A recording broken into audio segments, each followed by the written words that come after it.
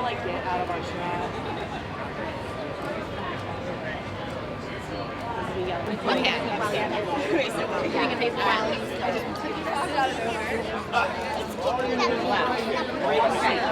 Come on, let's go. In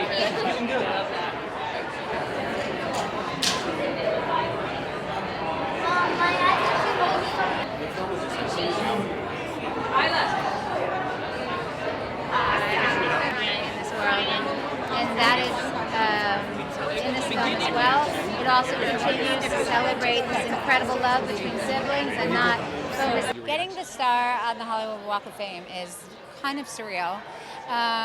It would be the most wonderful news to hear on its own, but then to find out that it's with my sister, Kristen Bell, makes it even more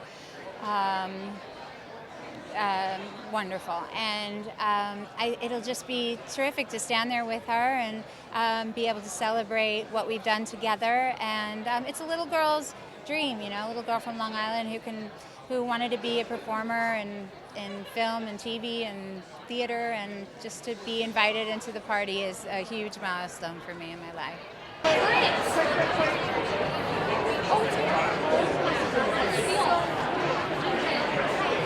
This is the photographer. This is like the it is what it is. Bell Shepherd, yeah. So I've seen this. I know that it takes us to different places. Gives us more emotion. I mean, it's extra special because I think the acknowledgement of the star has a lot to do with Frozen, and I wouldn't have been able to do Frozen without Idina. We really, she truly is like my sister, and we had so much fun doing this movie, and I couldn't imagine anyone else playing this role, and so to be acknowledged for what we accomplished together kind of makes it feel extra special. Lieutenant Matthias, Destin Matthias to be exact, was a lieutenant in the grandfather's army of Elsa and Anna. It's almost like there are factions, and factions have to find a way to work together for the greater good. It's a very timely story.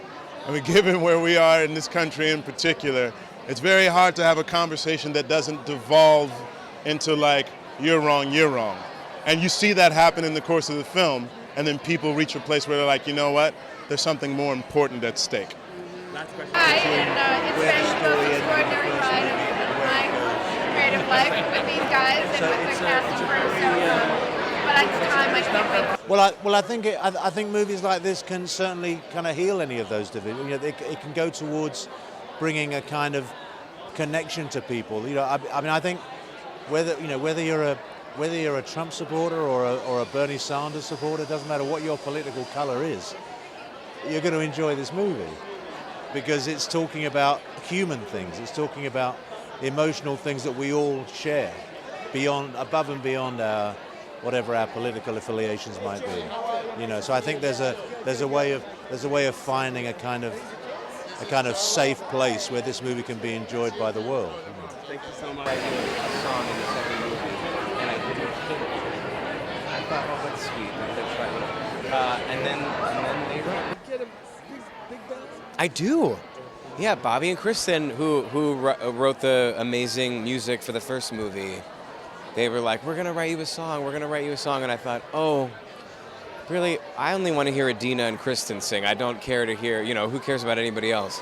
But they're very focused on story, and they found a great little story arc for Christoph, and with that comes an amazing song. I would say depending on your Lego expertise, probably 3 hours.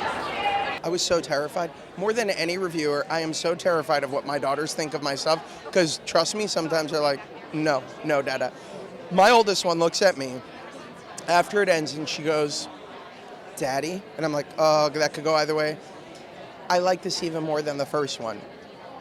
I literally was like, thank you, baby. But also at the same time was like, what didn't you like about the first one? Why are you comparing the two like that? And the next question they asked me was, when can we see it again? So both of those things feel like very good reviews. I feel like I'm still in good shape with my kids. Popular, it makes lots of money, but if it doesn't have that kind of theme in it or impact or resonate with people in that way, got it when you